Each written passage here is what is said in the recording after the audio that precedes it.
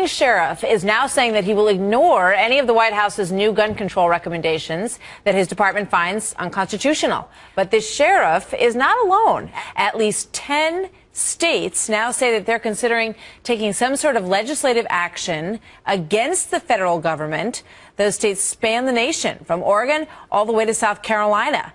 Many sheriffs are now calling for action, like Lynn County, Oregon Sheriff Tim Muller. Sheriff, welcome. Good to have you here today. Good morning, Martha. Talk to me a little bit about your process of thinking this through. You know, when you started to hear about these executive orders coming down from the president, you know, what kind of action did you take? What became your plan, and how do you back up your ability to carry that out?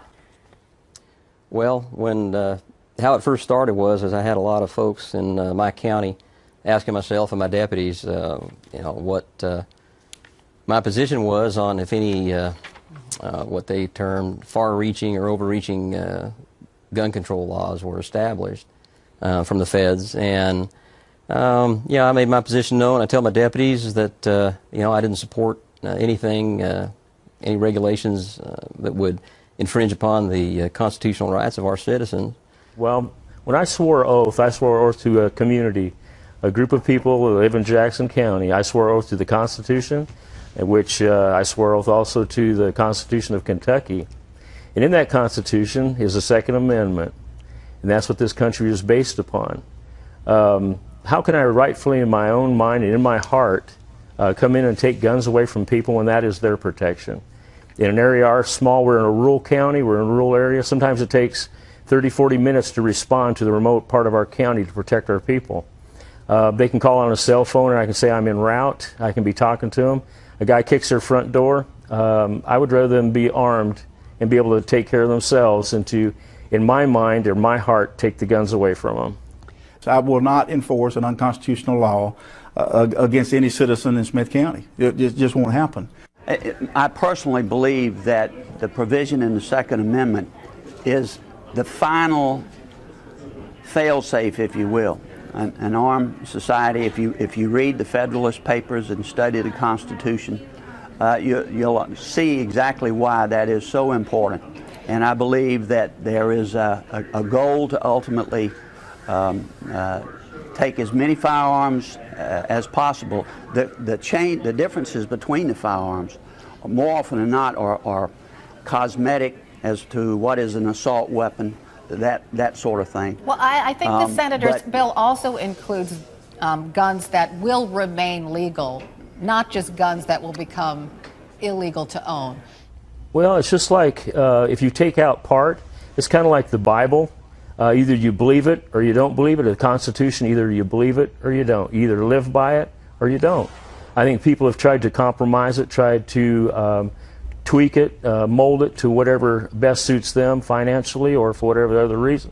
I am absolutely 100% pro-Second Amendment. I was troubled by the willingness to use executive orders. I think the appropriate way to do this is through the Congress. And the sheriff is against the president's proposal to ban automatic assault rifles and limit the capacity of magazines. I really don't have heartburn with people owning AR-15s. I don't. A 30-round magazine, if you're out target shooting with your AR-15, a 30-round magazine is pretty convenient. Since his letter was posted yesterday on the Sheriff's Department website, he's gotten 10,000 hits and plenty of phone calls. He says he takes the positive with the negative and says the real problem isn't guns, it's something he sees every day inside the jail he runs. I firmly believe that the mental health apparatus in this country is broken. Our county jails have become a dumping ground for the mentally ill. This is not the place for the mentally ill. You know, and I know with the Second Amendment, the way it was designed, you know, was to protect the people from also from the government.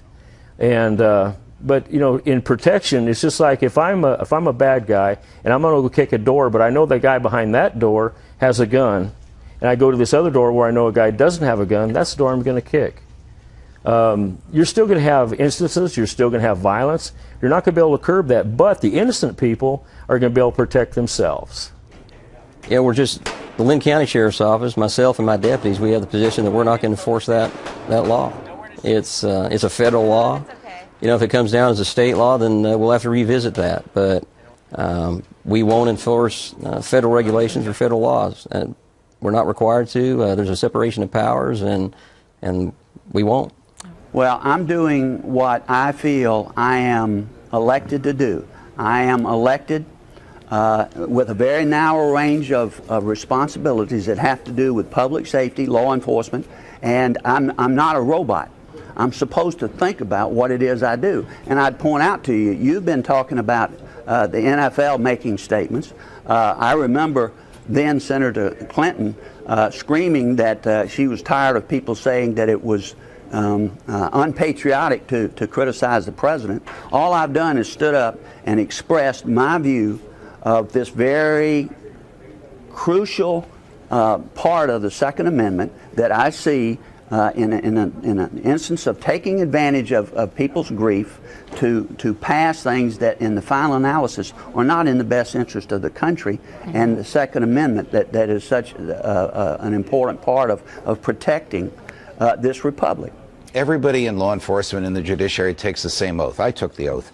It's to uphold the Constitution of the United States. Implicit in that oath is a judgment that each individual makes. Is this order that my superiors have given me? Is this request that my colleagues have asked of me? Is this application that lawyers have made before me consistent with the Constitution? Normally, there is tremendous cooperation between state and local law enforcement on one hand and the feds on the other. And that's for a variety of reasons. They help each other. Sometimes the state has to call in the feds, and the feds have something the states don't, a big fat checkbook. So the feds fund a lot of local law enforcement. Is it a crime for him to refuse to cooperate with the feds? Absolutely not. Does he have the discretion, the lawful ability to refuse to cooperate with the feds? Yes, he does. This is actually a growing movement throughout the country. Local and state law enforcement saying to the feds, those are your laws, you enforce them. Fair. I mean, it's fascinating. I mean, when you look at an executive order, I think most people would assume that that's an executive order, that has to be carried out across all levels of law enforcement in the country. But so the President of the United States cannot tell a local sheriff, a local police officer, a state attorney general what to do. I commend, I applaud local law enforcement when they say to the feds, don't come here. This is our problem, and we'll deal with it. The Constitution means what it says right here. Fascinating constitutional debate, and I know that you're somewhat interested in those. Judge, thank you so much. I'm hung up on this Constitution thing. We love that about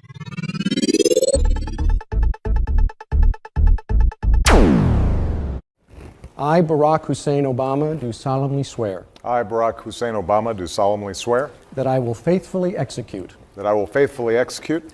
The office of President of the United States. The office of President of the United States. And will, to the best of my ability. And will, to the best of my ability. Preserve, protect, and defend. Preserve, protect, and defend. The Constitution of the United States. The Constitution of the United States. So help you God. So help me God. Congratulations, Mr. President. Thank you, Mr. Chief Justice. Thank you so much.